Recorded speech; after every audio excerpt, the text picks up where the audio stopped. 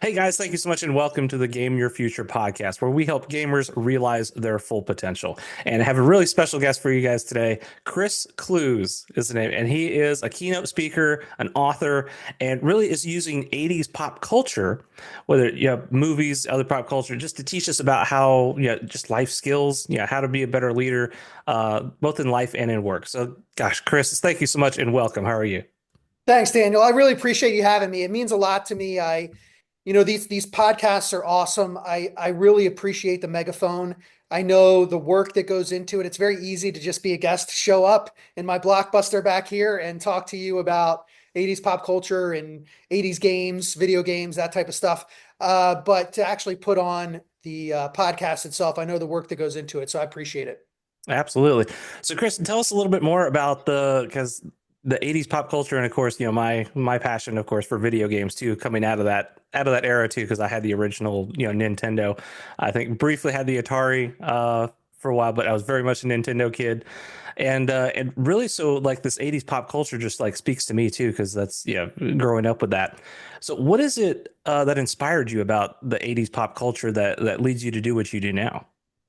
Yeah, so I was in corporate marketing for about 20 years or so. I really liked marketing, but my kind of, I guess we'll go with my origin story, right? So Yeah. my origin story into being a keynote speaker and author, focusing on life and work lessons from 80s pop culture, really starts with just being in a place where I was just in a job that wasn't working out for me. And I think we've all been there. And so you get your resume together, you start looking for other opportunities within the thing that you're good at or the thing that you have experience in.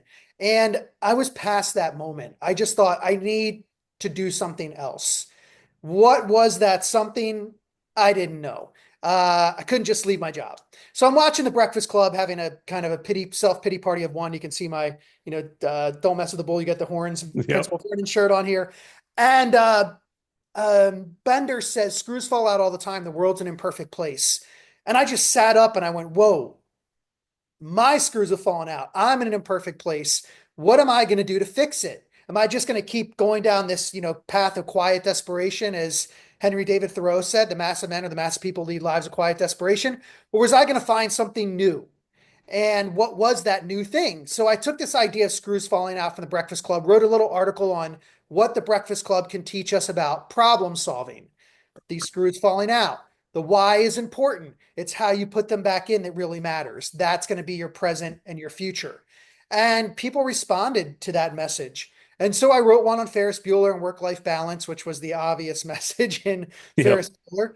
And people responded again. And so, long story short, I spent about 18 months at a full-time job traveling, internationally back and forth for my job. At every waking moment, I was building this content. I wrote a little book. I self-published it with a buddy.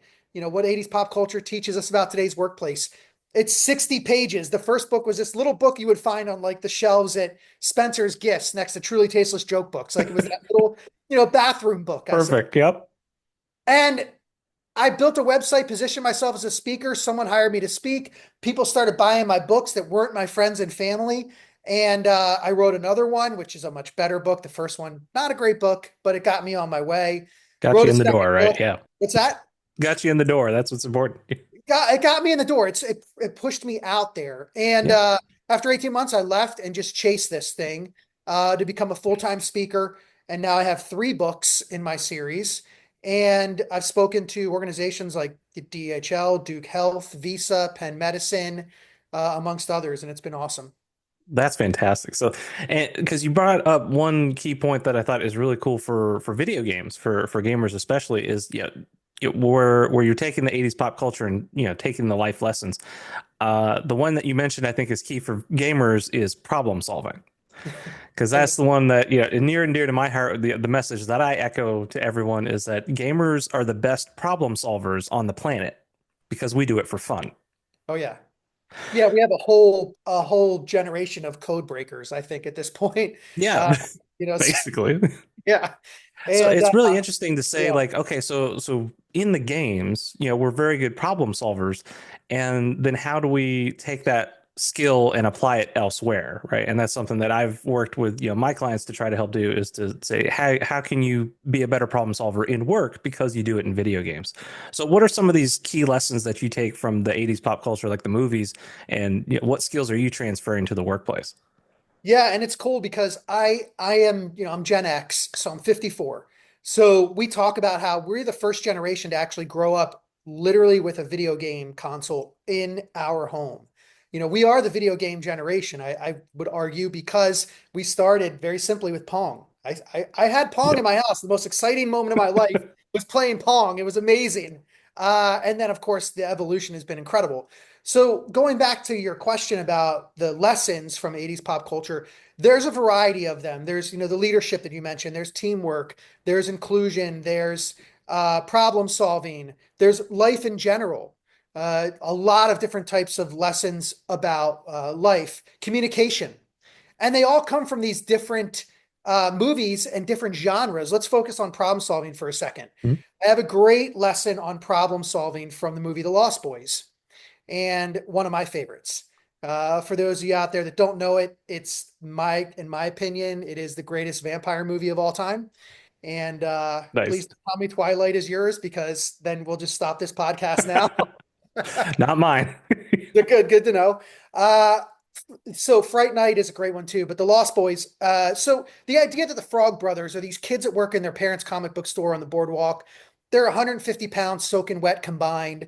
They wear these army surplus shirts. They think they're these heroes, and they actually are. And so there was a really interesting lesson within the Lost Boys, because previous to some of these 80s movies, we always looked at our heroes as the big strong person that was going to come into town and save the world. And we looked at them, we're like, yup, you could save my town, you could save the world. But suddenly we have all these characters like the Frog Brothers who don't look like what we had established in our mind as a problem solver. But they actually are the ones that save their town from the vampires. And so I talk about the idea that problem solvers don't come in a one size fits all package. Hmm. And I think that's a really important lesson, to not get stuck in your head what you think a problem solver should look like. And in the corporate world, don't get stuck on the title. That somebody has a title doesn't make them the best problem solver. And if you have the title, branch out and reach out to other people in your organization who don't, because that's where you're going to find the problem solvers. We rely too much on a certain level and say, well, they're the problem solvers, when in reality, our best problem solvers are probably not at the level that you think they are. Wow, that's powerful stuff. So really, it's so part of what you're saying, and maybe to take it in another direction, is what you're kind of talking about is a little bit of imposter syndrome, right? Where it's the thought that we come in all shapes and sizes, and we can be problem solvers and not necessarily look like them. And I think there's kind of this stigma about video games, especially where it's like it's not useful. It's not valuable time spent, right? Which I always thought was kind of weird because, because I love movies and stuff too, and I'll binge watch Netflix and stuff, for the modern stuff. And so why is it that we can binge watch an entire season of Netflix, but we spend like 3 hours playing a video game and suddenly that's a waste of time? That's something that's always bugged me. But what you're talking about is like taking that and saying like, no, just because you do something doesn't, I guess doesn't mean that that's the only way you can do it. And when you see other people doing it, it's like, well, you can do that too, even though you don't look like them or you act like them or have the same title. Because that's what I feel about to kind of pivot to like leadership. Because I'm also really interested in how you brought up the leadership aspect of it too when you were talking. So because leadership, I guess, kind of like, what is your definition of leader? Because I guess from what I understand and the way I teach, it's like leaders does not just mean those in charge of people, right? It's you can be you can be a manager but not a leader, right? Yeah. So what is kind of your definition of a leader, and how do you teach that? Yeah, that's a great question. And your imposter syndrome is accurate. There's a movie, Trading Places, with Eddie Murphy, Dan Aykroyd, and Jamie Lee Curtis. And I won't go too deep into it, but because you brought it up, Billy Ray Valentine, Eddie Murphy's character, teaches us a really valuable lesson about how confident people question themselves, arrogant people question others. And I always tell people, if you're questioning yourself, that's a really good thing. We call it imposter syndrome, but it's if you feel imposter syndrome, go with it. because it means that you're challenging yourself internally. It means that you're not always settled and you don't feel like you've reached the pinnacle ever because you're continuing to question yourself. This is a very good thing because the only way to go other than that is to start to question others. And that's when you lose your grip, as you said, on leadership versus managers. Managers questioning other people, leaders look around and then question themselves. What can I do better? How can I make my team better? And I guess the best one that I would go to for leadership for me would be from a musician, and that's Prince. Hmm. Somebody that hopefully everyone is familiar with. It's hard to become famous. It's hard to get known around the world by one name, let alone Right. symbol, but he did it. And so there's a great lesson because he met Suzanne Vega, a musician, back in 1987, and he was huge at the time already.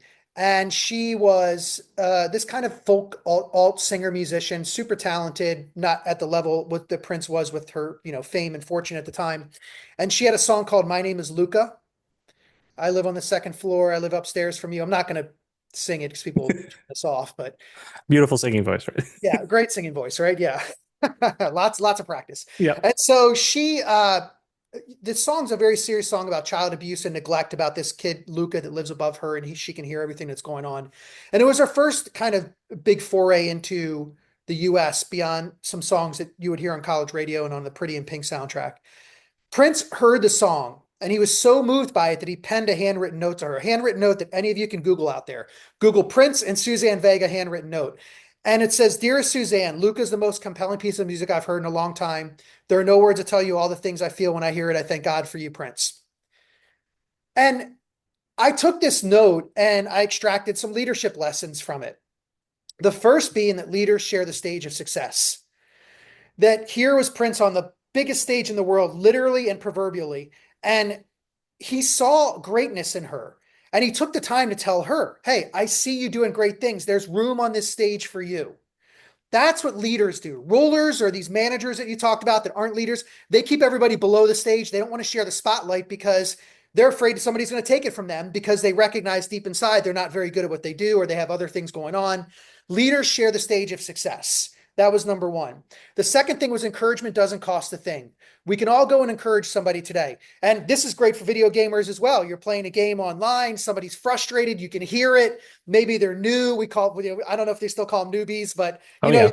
yeah, Noobs okay. and So newbies. Yep. noobs, yeah. And so you can take advantage of this opportunity and instead of piling on, you can encourage somebody. "Hey, let's get together and I'll teach you a couple things about the game, separately or whatever." Like encouragement doesn't cost a thing. We can all do it today. We all need encouragement at some point in our lives, and we hope that there's somebody there to encourage us as well.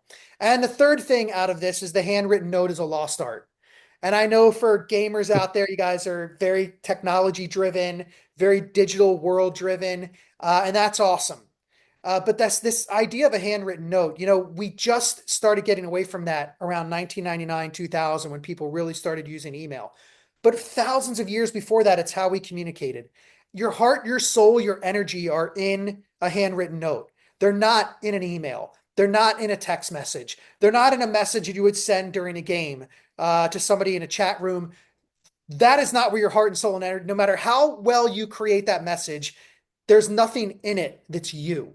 So that handwritten note is a lost art. And I think that's really important for us to get back to. That's fantastic. So I think another good point on that too is that the with the gaming especially you have this kind of filter the of anonymity behind it too, right? Where it's like Yes. you can because sending an email it might have your name attached, but then when you get to the next level, like whether it's some of the social media stuff you can do anonymous, like like Reddit and stuff, you create your throwaway account. Games, you just have your user tag that nobody knows you by, and so you have this additional level of a filter behind it where it's like, yeah, it's not you. It's just, whatever persona you want to be that day. So Yeah, that's calling right. calling Exactly everybody right. else noobs, right? Yeah, exactly. Yes. Yeah.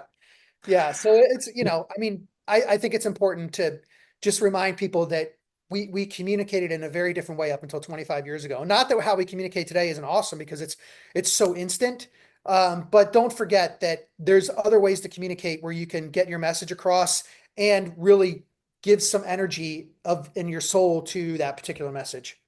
That's great. And then your other point on the leadership and sharing the spotlight, and that's something I'd love because that's, what I've heard too is that the managers will push all the blame and take all the credit, and true leaders do it the reverse. They will be the shield to Yes, everyone below them, right? They will take the blame and they'll share all the credit, right? So completely totally. the other way around, and that's what makes effective leaders. And it's just sad, I think, in a corporate America where, like you said, there's just so many people trying to protect their position that they end up in that situation where they just try to take all the credit they can because that's how they feel they have to, right? Because maybe they're not supposed to be in that position, right? Yeah, there's the circular firing squad is a real thing, and it's unfortunate that to use that cliche, the buck stops here. That we don't see enough of that. And I will tell anybody out there who's aspiring to be a leader, who's getting to leadership position, heavy is the head that wears the crown. Just if you can't handle the weight of the crown, don't aspire to leadership because all you're going to do is create a legacy that of negativity. And when people leave where you were a leader, they're going to talk about how negative you were and how poor of a leader you were. So if you're ready to be a leader, just that crown is heavy. And you made a great point. You are the shield for all of the people behind you. And, I don't know, maybe sometimes it's good to Leroy Jenkins it, but other Love times, that reference. Yep. you want to come in and get together and collaborate before you run into the room. But if you're going to run straight into the room and go for it, that should be the leader. And you should recognize if that blows everything up, that it's your responsibility. Right. Yeah. Take responsibility for it. At least I have chicken. So I really like the point though. So I guess for some of the gamers that are listening, right, because they may hear that and they're like, okay, well, I don't want anything to do with leadership then because that just sounds heavy as the crown, right? So like, okay, well, I don't want that. But at the same time, it's like, well, I think we can still improve ourselves, right? So, what would you say as far as honing these kind of leadership skills, not necessarily to move to a manager or leadership position, but just to like for ourselves, like how can we be better leaders in our own current positions as kind of the individual contributor? Yeah, wow, that's a great question. I'm like going through my volume of movies and lessons to try to find one that relates exactly to that. I think I think I would probably go to a couple of lessons here. One, there's a lot of individuality lessons in the Breakfast Club. And I think one of the first things that you have to do is, I don't want to come off of the Whitney Houston, you've got to learn to love yourself type of thing, but you really have to appreciate who you are and be comfortable with who you are. Andrew, the athlete in the Breakfast Club, was the perfect guy to deliver the line where he says, we're all a little bizarre. Some of us are just better at hiding it. That's all. And that was the perfect guy to deliver that line because he's supposed to be the good looking athlete, the guy that, everybody likes in school. He's the hero that we talked about. He's got everything going for him, but yet he feels bizarre as well. And so I think that idea of just being you and being comfortable with who you are, that's where you have to really start before you can even aspire to leadership, whatever it is. It could be in an organization, your community, whatever, a charity that you're involved with. You have to be comfortable with yourself and you have to just appreciate that everybody is a little bizarre. Just some of us are just better at hiding it. It's a real thing. And then on the flip side of that, I would say that Brian, the brain, in the Breakfast Club, the one that comes into detention not used to ever being in a situation like that. And we see him initially as this very timid kid who just wants to play by the rules and do everything right. But that's not who he really is. And as we explore him more throughout the movie, we start to see that he's got a great sense of humor, that he's willing to protect others. He protects Bender with his weed, of course, and Yep. and he has one of those lines where he says, Principal Vernon says, I heard a ruckus. And he says, could you describe the ruckus, sir? That is not something he would have said when we first met him. But Yep. halfway through the movie, he starts to become himself. And so I talk about this idea, and this is the flip side of that, besides you being, who you are, is recognizing, and this is a kind of a spin on Don't Judge a Book by its cover, that the really awesome things in people are just below the surface. And so I kind of compare it to the ocean. If you sit on the beach and you look out at the ocean, you'll see like a fish jump, you'll see a boat. Then you decide to snorkel one day. You get in, you put the snorkel gear on. What do you see? You see cooler stuff because you're getting below the surface a little bit. And then another day you decide I'm going to scuba. You go scuba diving. Now you see even cooler stuff because you're deeper below the surface. And so that's my point in that is like just keep getting below the surface of people. Don't judge them on that initial look, appearance, feel, click that they're in, whatever. Keep getting beneath the surface because that's where the really cool stuff is. That's really cool because especially in the gamer world, especially when you're playing online, it's so easy to just have these surface level interactions. I'll say it just because again you have these kind of filters behind it, and yeah, it could be I've played like a lot of Final Fantasy 14, the big MMO, and it's for any kind of MMOs, whether it's WoW or 14, you go in and you do, whether it's a raid, a dungeon, anything, you just have like maybe this one interaction and you're like, well, this person just sucks at their job, or they can't hack it. This person's terrible. Get out of my party. Never want to see you again. Yeah, And you never really think about like, well, they could just be having a bad day, right? You that's just right. never know. Yeah, And I love the idea of like, kind of cultivating that, whether it's the friendships and cultivating like the leadership, helping them kind of behind the scenes. Cause that was another thing I remember doing, another MMO SWOTOR, if you heard of that one, the Star Wars Old Republic game. And we did some of the highest content, gosh, in the world at the time. Right. And, we did that. We not only would recruit people, but we would, it didn't matter necessarily how good you were at the game. It was like, are you teachable? And are you willing to take feedback? Are you willing to learn? Because those are the people we wanted, right? The people that could vibe with us, that could like really click, and then also if you're willing to learn, because it's those people you can develop over time, right? And truly, get to the success that you're looking for because you have that team behind you, and that's something that, like you said, if you only look at the surface levels, you'll never get there. that's right. Yeah, and you're right about and of course, if somebody thinks they know everything, is the church lady said back on Saturday Night Live back in the day, well, isn't that special? You kind of know everything. But I would tell you one more from the Breakfast Club that kind of goes with this too is Allison, the basket case, right? Mhm. She's played by Ali Sheedy. She's awesome, great character. And at one point, they're having a very serious conversation. It's one of the best moments in the film, where they're going around and they say, Andrew says, "My God, are we going to be like our parents?"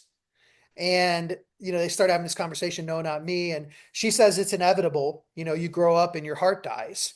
And so I looked at that and I said, don't grow up, grow out. And what I mean by that is in video games, this is great. Like video games allow us to stay young. They allow us to, be kids. And as long as we, don't take them overly serious, I know that they can become very serious. But ultimately, just like pro athletes playing basketball, football, baseball, you're playing a game, and embrace the idea that you're playing a game and remind yourself how awesome this is that you're able to do something that you did as a kid in adulthood, because we do lose some of those things that we don't do any. We don't go necessarily out in the woods and explore with our friends anymore like we used to do on our little adventures like the Goonies.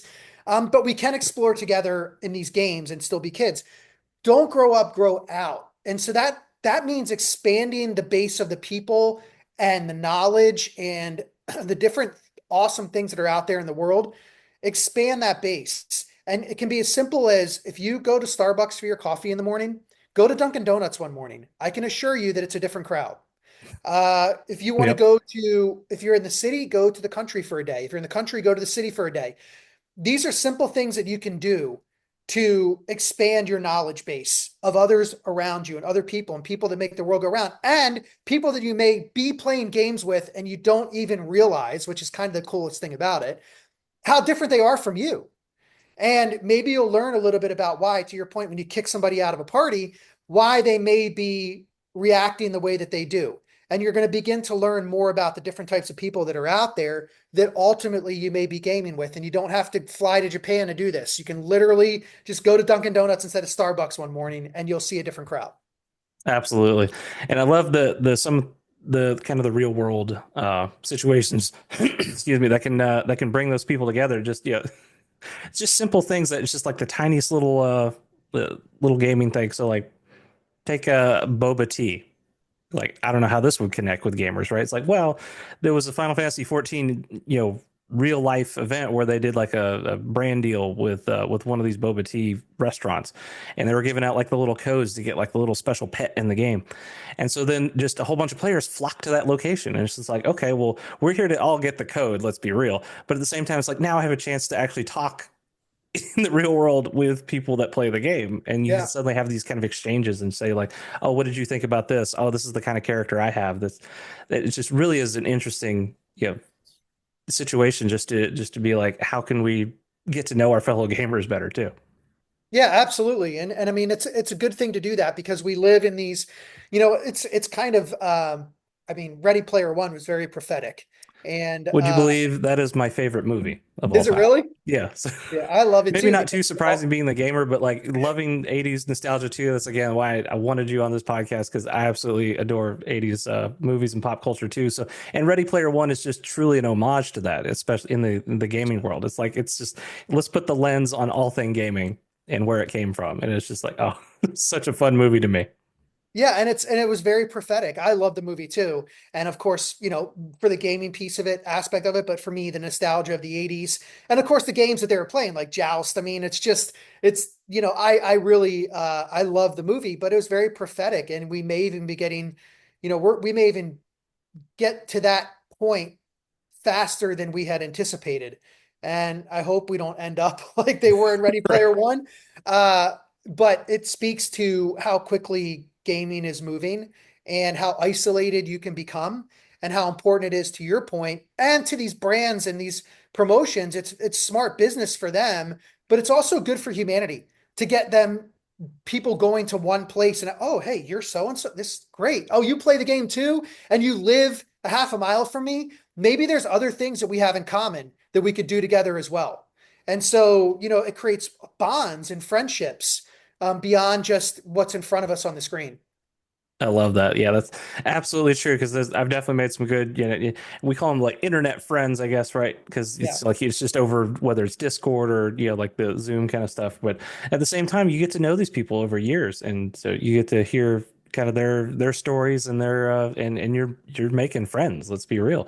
So it really, gaming is that connection that I love too, and I say, and not even just like the MMOs and the online games, right? It could be these single player games Yeah. because you mentioned, I know, arcade games too, right? And it's like, how awesome is it to connect over even single player games? Like, you could just be talking about it like you. I know in the we talked to like, some of the games that you had as far as like the games like with Sega and like the Contra, and I was like, oh yeah, I played a lot of that. So, Oh yeah. and just having that connection too is just fantastic because, like I say, you could have very different experiences in the same game, right? But and you're playing separately, and then you come and you talk about those differences and how did you handle it? How did you get past this? How did you? It's just so much fun, I think, to just even talk single player games. Yeah, and I mean, yeah, Contra, Time Pilot, Dragon's Lair. I mean, these were games that, I would back in the day, I would go like wait for, the clothes in the dryer at my house, like they'd be taken out and then there'd be a couple quarters in the dryer and I'd go snag them before my mom could get to them.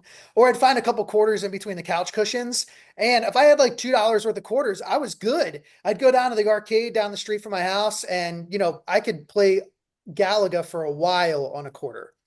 And then Dragon Nice. Slayer got introduced and it was 50 cents and it was really hard. And I had to have about $10 worth of quarters just to figure out how to get through about a third of the game. But it was so awesome. And I actually have a really great, I have a post that I put out once in a while about specifically about what those arcade games taught us for life. And the main lessons that I had from it with those quarters. Now, these are the games in the arcade where you're putting the quarters up and you're waiting your turn while somebody plays, and sometimes you're playing against people, but ultimately you're trying to, break records and get your three initials in there. Mine was ACE, ACE. I always put ACE as my Nice. initials. But what we learned from all those quarters was, patience, perseverance, failure, winning, and how to do both with dignity, the value of a simple quarter, camaraderie and friendship, focus, and of course, the business principle of recurring revenue. And those were the lessons that I got out of as I look back, out of spending time in the arcade. That's awesome. And we're gonna have to explore that more. And definitely we'll have the link for that post down in the show notes because I think that'd be a great read for people to check out. Awesome. And gosh, this has been so much fun. I think we could talk for hours, but I want to make sure to be respectful of time. But before we go, I definitely have a question. Where can we learn more about you, Chris? Yeah, so I appreciate that. The best place to find information about me is chrisclews.com, CHRISCLEWS.com. You can see where I've been speaking, videos of me doing a number of different things, television interviews, podcasts, keynote speaking, etc. Then also on social media, I'm at Chris Clews 80s, 80S on Instagram, LinkedIn, Facebook, or just Chris Clews. And then surprisingly on Twitter X, I was able to get at 80s pop culture. I don't know how, Nice. but it was available and I grabbed it. So that's really where you can find me. I have a couple of podcasts as well, but if you go to my website, you'll learn almost everything. And then my books are all on Amazon. They're pretty much anywhere digital that you could find them on any of the Google Store, any digital stores, and then also in some bookstores near you as well. So there's 3 books in the series. The most recent one is Raised on the 80s, and it's life lessons from 80s pop culture. Awesome. Well, guys, definitely go check him out because this has been awesome. And just learning about how you can be a better leader, how you can get these life and work skills just from 80s pop culture. Very similar to like I said, part of this podcast as far as helping gamers realize their potential through the video games they play. So gosh, Chris, anything else for us before we go? Yeah, just one more thing I wanted to add. So there's a movie, Dead Poet Society. In it, John Keating, played by Robin Williams, says no matter what anybody tells you, words and ideas can change the world. And they can in the palm of our hand here in the phone. The phone you can't see because I have this blockbuster background, but I'm holding it. We There saw it for a is second. it's the great equalizer. We can get our words and ideas out to the world. Anybody can. You don't have to be famous or politician. You can do it right now. But there's also kind of the walk the walk. What action are you going to take to advocate for the thing that's important to you? We all have something that's important to us. We all have something we want to leave behind. And as you get older, trust me, you get into your 50s like me, it's going to become more important. And for me, it's animal rescue. I've always been a part of it. My family, from my grandmother on down, has been, we've rescued animals, all types. And currently I have my boy, Bodie, who's named after Patrick Swayze's character in Point Break. And he's a pit mix, awesome dog. And I donate a portion of the proceeds from my speaking gigs and book sales to Wonder Paul's Rescue, which was the rescue that saved Bodie. And if I am speaking at an event, in a conference, in a city, town, whatever, I look for a shelter to volunteer at while I'm there. So it's Wow. really important to Awesome. me. Just find something to advocate for. Leave some footprints when you're gone that matter. That's awesome. Thank you, Chris. And so one final question before we go that I ask everyone. What is your favorite video game? I knew you were going to ask that. Okay. So for the arcade, it was Dragon's Lair. It will always be Dragon's Lair. It was just a monumental step in Nice. arcade games. For gaming, because I don't do it as much anymore. When I was really into it, if I was going to go the sports angle, I just love the Madden games growing up. They were amazing, had so much fun with them. But then Baldur's Gate, love all the Baldur's Gate, and Yes. I love all the Diablos.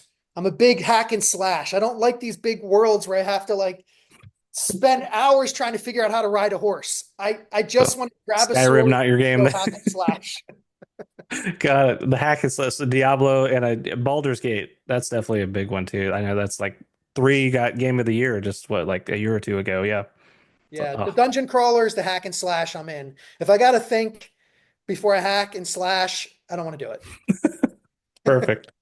Guys, well, thank you so much for being on, Chris. This has been fantastic. And guys, definitely check out Chris in the notes below, and definitely have a cause because that's really cool. Just I'm gonna have to think about that myself. So, Yeah. guys, this has been amazing. Thank you so much. Thank you for watching, and remember, stay awesome, and we'll see you in the next one. Stay rad, everybody.